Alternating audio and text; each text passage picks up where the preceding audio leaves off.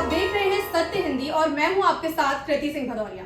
आइए रुक करते हैं इस वक्त की बड़ी खबरों की ओर। Allahabad high court bar association ने शुक्रवार को दिल्ली हाई कोर्ट के मौजूदा जज जस्टिस यशवंत वर्मा के ट्रांसफर का विरोध किया है।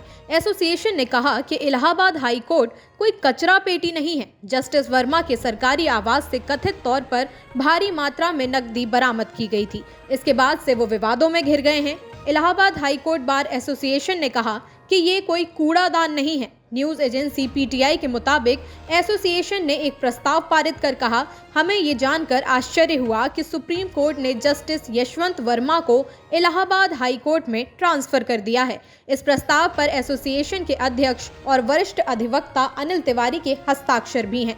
प्रस्ताव में दावा किया गया है कि जस्टिस वर्मा के सरकारी आवास से 15 करोड़ रुपए की अवैध नकदी बरामद हुई थी। दिल्ली हाई कोर्ट के जज यशवंत वर्मा के सरकारी आवास पर आग लगने के बाद भारी मात्रा में कैश बरामद होने से न्यायपालिका में हड़कंप मच गया है। मामले की गंभीरता को देखते हुए सुप्रीम कोर्ट के सीजेआई संजीव खन्ना के नेतृत्व वाले कॉलेजियम ने यशवंत वर्मा का तुरंत तबादला कर दिया। मीडिया रिपोर्ट्स के मुताबिक जब आग लगी उस समय यशवंत वर्मा शहर से बाहर थे। उनके परिवार के सदस्यों ने फायर ब्रिगेड और पुलिस को सूचना दी। दमकल कर्मियों ने आग बुझाने के दौरान एक कमरे में भारी मात्रा में नकदी बरामद की, जिसके बाद इस मामले ने तूल पकड़ लिया। जब ये जानकारी सीजेआई तक पहुंची तो तुरंत कॉलेजियम की बैठक बुलाकर सीजेआई संजीव खन्ना ने दिल्ली हाई कोर्ट के जज यशवंत वर्मा का इलाहाबाद हाई कोर्ट में तबादले का फैसला सुना दिया। हालांकि कॉलेजियम के कुछ सदस्यों ने सिर्फ तबादला किए जाने पर आपत्ति जताई है। उनका कहना है कि ये कदम न्यायपालिका की छवि को नुकसान पहुंचा सकता है और जनता का भरोसा कमजोर कर सकता है। कुछ सदस्यों ने सुझाव दिया है कि जस्टिस वर्मा से इस्तीफा मांगा जाना चाहिए।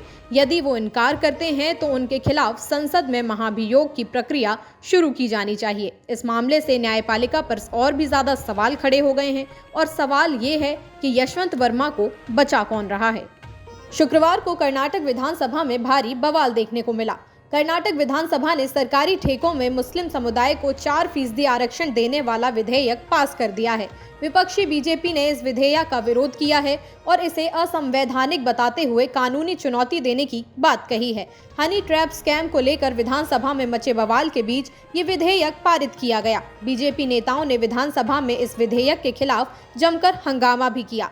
उन्होंने सदन के बीचों बीच आकर सिद्धरमैया सरकार के खिलाफ नारे लगाए। कुछ विधायक स्पीकर की सीट पर चढ़कर प्रदर्शन करते हुए नजर आए। इसके बाद उन्होंने 4% कोटा विधेयक को फाड़ दिया और स्पीकर पर कागज के टुकड़े फेंक दिए।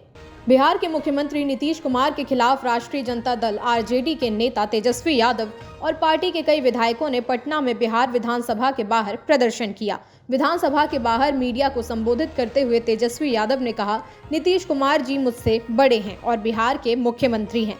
मैं उनका सम्मान करता हूं, लेकिन जिस तरह से कल उन्होंने राष्ट्रगान का अपमान किया, हम शर्मिंदा हैं। आरजेडी नेता ने कहा कि नीतीश कुमार जी ने बिहारियों का सिर शर्म से झुकाने का काम किया है। उन्होंने कहा कि मुख्यमंत्री राज्य का नेता होता है और ये भारत के इतिहास में पहली बार है जब कोई मुख्यमंत्री राष्ट्रगान का अपमान कर रहा हो। दरअसल नीतीश कुमार का एक वीडियो सोशल मीडिया पर वायरल हो रहा है, जिसमें राष्ट्रगान के दौरान वो लोगों का अभिवादन करते हुए दिखाई दे रहे हैं।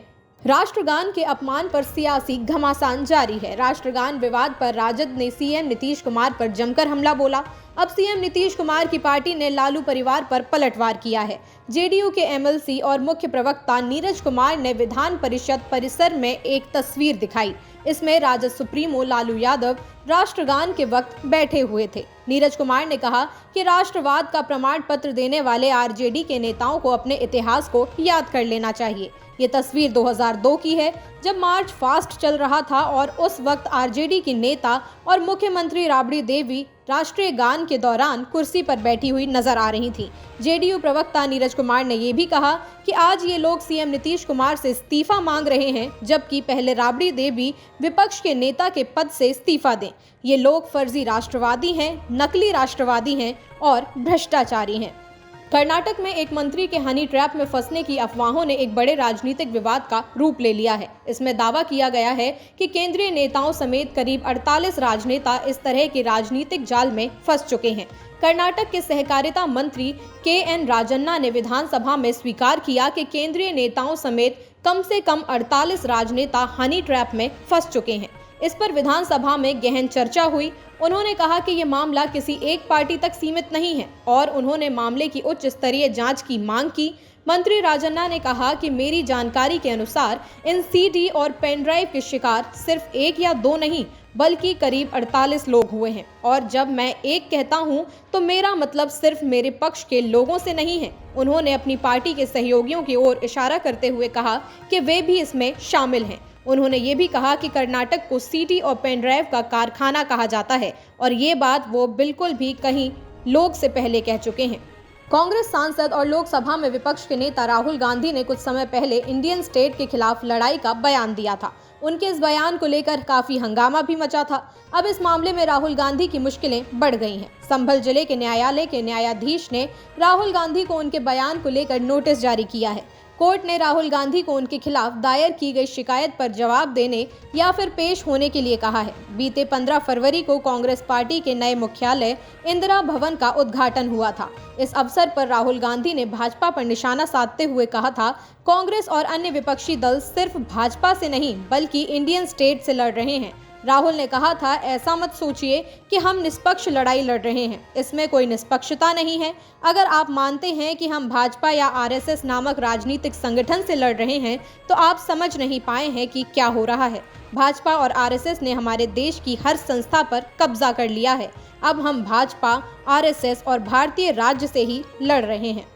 गृह मंत्री अमित शाह ने शुक्रवार को राज्यसभा को संबोधित करते हुए कहा कि देश में पिछले 10 साल में वो काम हुए हैं जो आज़ादी के बाद से अब तक नहीं हुए थे। इस बीच गृह मंत्री ने 31 मार्च 2026 तक देश को नक्सलवाद से मुक्त कराने का वादा कर दिया।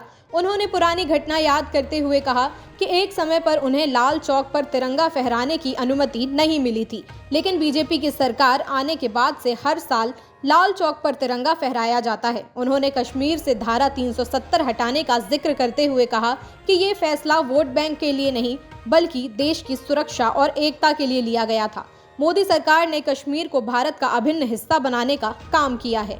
उन्होंने कहा कि सरकार नक्सल प्रभावित इलाकों में विकास कर रही है ताकि वहां के लोग मुख्य धारा के साथ जुड़ सकें। अमित शाह ने कहा कि पूर्वोत्तर की समस्या भी खत्म होने की कगार पर है। देश में हिंसक घटनाओं में 70% की कमी आई है।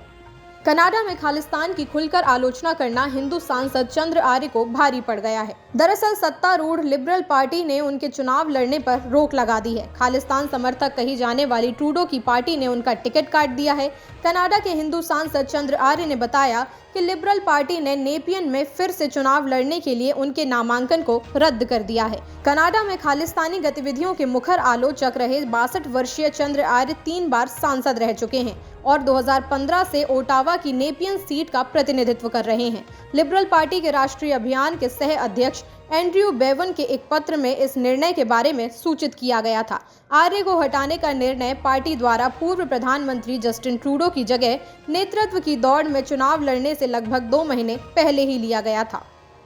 अमेरिकी राष्ट्रपति डोनाल्ड ट्रंप के अरबपति दोस्त एलन मस्क को पेंटागन की टॉप सीक्रेट योजनाओं तक पहुंच मिल गई है। इस बात की संभावना जताई जा रही है कि अगर चीन के साथ युद्ध होता है तो अमेरिका की सैन्य रणनीतियों पर चर्चा की जिम्मेदारी उन्हें दी जाएगी। मीडिया रिपोर्ट्स के मुताबिक सरकारी दक्षता विभाग के प्रमुख एलन मस्क शुक्रवार को पेंटागन के रक्षा विभाग के कार्यालयों का दौरा करने वाले हैं। अमेरिकी सैन्य उपग्रहों और अंतरिक्ष मिशनों के महत्वपूर्ण भूमिका निभाई जा रही है।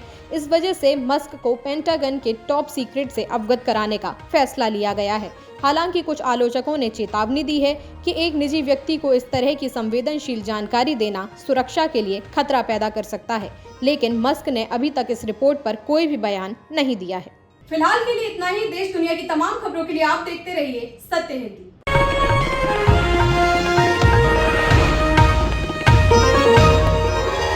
Copyright disclaimer under Section 107 of the Copyright Act 1976. Allowance is made for fair use for purposes such as criticism, comment, news reporting, scholarship, and research. Fair use is a use permitted by copyright statute that might otherwise be infringing.